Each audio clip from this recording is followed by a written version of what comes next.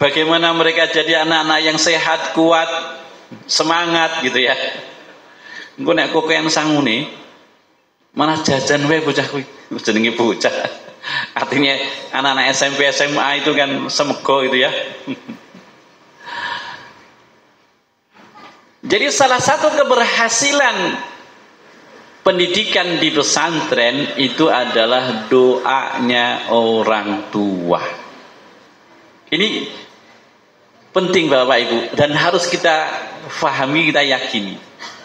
Banyak namanya kita ngelola anak-anak di pesantren, anak kasus begini, kasus begitu, sampai kemudian orang tuanya kita panggil, kita tanya, Bapak, Ibu, jenengan mendoakan anak-anak jenengan itu kapan waktunya? Nggak sering supe, Ustaz. Banyak jawaban begitu saya sering dapati. Asring supe, Ustaz. Aku yang batin penak men masrake anak bar kuwi dilaleke. Sementara para pengasuh di pesantren Gunung Komeng ibaratnya begitu ya, mencarikan yang terbaik, bahkan seringkali kepentingan pribadi dikalahkan dalam rangka untuk melayani para santri gitu ya. Wong tuwane ning omah lali karo sing dititipke. Pengalaman yang seperti ini secara tidak langsung Allah tidak suka juga kan? Secara tidak langsung kemudian anak itu bermasalah. Jadi sering anak-anak bermasalah karena apa? Karena pendampingan orang tua yang tidak utuh. Nih kok. Sekali lagi karena pendampingan orang tua yang tidak utuh. Dan berbeda ketika anak-anak yang prestasinya bagus, anak-anak yang soleh, anak-anak yang lancar, ini orang tuanya benar-benar saben hari tidak lepas mendoakan anaknya di pesantren. Jadi Bapak, Ibu-ibu, para wali, pengurus PPTK PHI nyuwun kepada panjenengan, mbayare panjenengan untuk anak-anak panjenengan yang dititipkan di pesantren ini, bayarnya dengan apa? Doa. Niku nggak ada. Jenengan bisa tanya untuk yang kelas 8 sekarang, kelas 9 sekarang, para walinya, apa nek tarian ini, tarian itu? Nggak ada. Pengurus IPHI subhanallah all out melayani. Nah, sing dilayani ya kudu bayar mau gitu ya. Jenengan kudu bayar dengan apa? Dengan apa Bapak Ibu? Doa.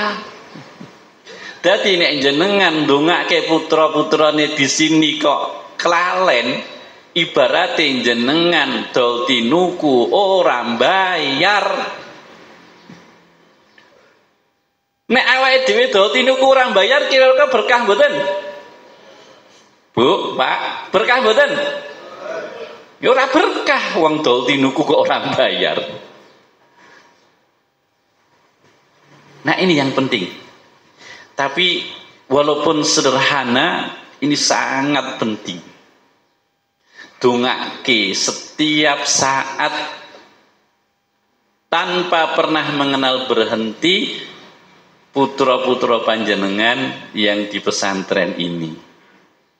Insya Allah dari pengurus sudah menata kurikulum sehingga anak-anak nanti lulus SMA itu bisa meniatkan, merencanakan, menata, mengawal. Kalau tahun ini belum berhasil, para pengurus sudah yakin tahun depan berhasil.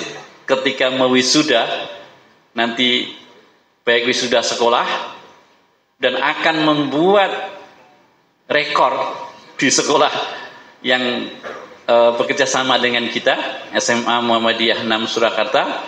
Nanti ketika wisuda disebutkan wisudawan dengan predikat hafal Al-Quran 30 juz. Siapa itu? Putra panjenengan. Subhanallah. Selama ini di SMA 6 barangkali belum pernah ada rekor seperti itu. Nanti rekor tahun depan. Dan itu adalah santri PPTQ IPHI Kota Surakarta, insya Allah. Siapa? Putra-putra panjenengan. Dan para pengurus bangga. Bahkan saya tadi, proposalnya tadi, yang terbaik hafalan 30 juznya mungkin, nanti bisa kita bekerja sama. Kita support supaya menjadi contoh gitu ya. Nanti bisa lanjut ke Al-Azhar University. Menjadi rekor, memecahkan rekor dari sekolah SMA Muhammadiyah 6 Surakarta, alumninya bisa lanjut ke Al-Azhar University yang saat ini masih 0. Itu seperti yang kita lakukan di tempat yang lain begitu. Bahkan bukan cuma di Mesir, insya Allah. Saya kemarin 1,5 bulan yang lalu memberi tausiah di ma'had terbesar di Turki. Yang di situ santri-santrinya memang seleksinya sudah, karena memang faktor usia, pesantren ini sudah istilahnya kalau orang dia senior gitu ya, sehingga masuk SMA, kelas SMA itu yang masuk semuanya adalah hafal Al-Quran. Dan itu pesantren yang kita datangi kemarin adalah cabang Asia Pasifik. Dari santrinya dari berbagai negara di Asia Pasifik. Subhanallah, semua hafal Quran. Dan komitmen mereka luar biasa. Apa itu? Mereka mau menebarkan program yang tahun ajaran baru ini mereka 1447 itu selama 3 bulan mereka akan menyebar ke seluruh penjuru Istanbul. Untuk apa? Ngajar TPA. Para hafid ini akan ngajar TPA. Orang Asia Pasifik ini mengajar TPA di kampung-kampung sekitar Istanbul. Saya heran, mereka mau ngajar tahfidz? Enggak, Ustaz. Saya membuat jawaban mereka kaget adalah, Ustaz, banyak anak-anak Turki itu lulus SD, kalau kita SMP, mereka belum bisa Fatihah. Al-Fatihah aja belum bisa. Karena apa? Karena sekularisme dari tahun 1925 sampai tahun 2000-an. Sehingga mbah-mbah mereka, bapak-bapak mereka itu gak kenal agama. Sehingga produknya anak-anak Al-Fatihah saja gak bisa. Nah, mereka sedang, ini anak-anak yang hafal Quran. Artinya apa? Tadi, anak-anak yang hafal Quran berkompeten, unggul untuk apa? Untuk menjadi dai-dai. Maka dari itu saya titipkan pesan ini sekaligus atau wasiat bahkan ya kepada semua santri. Halo? Anak-anakku, ketika nanti waktunya tiba, kalian harus siap untuk mengajarkan Al-Quran dimanapun dan kapanpun. Siap? Halo? Siap? Saya ulangi, wahai anak-anakku, ketika waktunya tiba nanti, setelah kalian belajar, setelah kalian menimba ilmu sampai cukup bekal, kalian harus siap untuk mengajarkan Al-Quran dimanapun dan kapanpun sampai akhir kehidupan. Siap? Insyaallah. Sehingga program yang gulirkan di pesantren, nanti berkesinambungan. Karena sesungguhnya tidak ada yang lebih mulia kecuali Quran. Jadi tidak ada yang lebih mulia kecuali Quran. Satu-satunya syafaat nanti di yaumul akhir diberikan kepada siapa? Ahlul Quran. Ada 3 hadis. Ahlul Quran nanti berhak memberikan syafaat. Ada hadis yang pertama 10 orang, hadis yang kedua 40 orang, hadis yang ketiga 70 orang. Kalau ahlul sholat tidak ada. Nanti kalau sholatnya baik di akhirat kamu bisa memberikan syafaat kepada orang lain, nggak ada. Ahlu puasa gitu ya, enggak. Orang yang berhaji, enggak. Orang yang berbagai amalan-amalan yang tidak ada imbalan yang dijanjikan oleh Allah untuk memberikan syafaat. Yang diberikan syafaat di yaumul akhir nanti adalah ahlul Quran. Kenapa? Satu-satunya derajat yang Allah masukkan menjadi keluarganya Allah adalah ahlul Quran. Inna lillahi ahlina minan nas.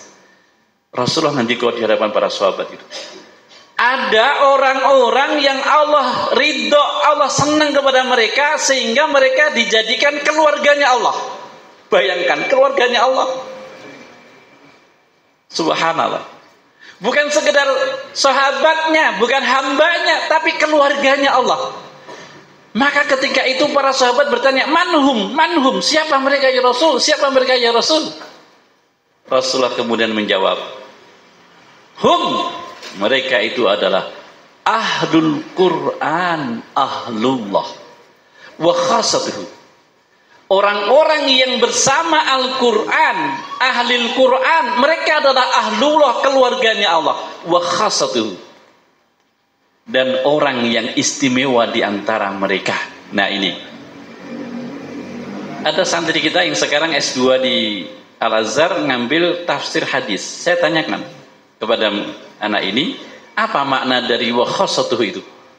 Jawabannya adalah orang-orang yang hafal Al-Quran itu adalah wa khasatuhu, keluarga yang khusus gitu ya.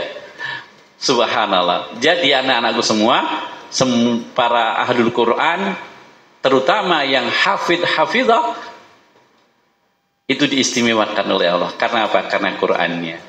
Demikian, semoga bermanfaat dan semoga bisa menumbuhkan semangat bagi kita semua. Semangatnya para pengurus yang mereka tanpa lelah mencari, mengumpulkan donasi untuk kita, para pengelola pesantren, para asatidah, juga para wali, dan tak ketinggalan semangatnya para wali santri semuanya, insyaallah. Aku qouli hadza astaghfiru wa lakum billahi taufiq wal hidayah. Wassalamualaikum warahmatullahi wabarakatuh. Terima kasih banyak atas tausiahnya oleh Bapak Ustadz Dr. Andes Badawi, Magister Pendidikan Islam.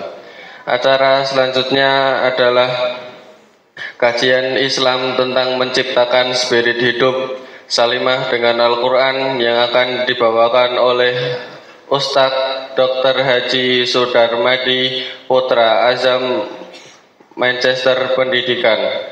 Waktu dan tempat kami persilahkan.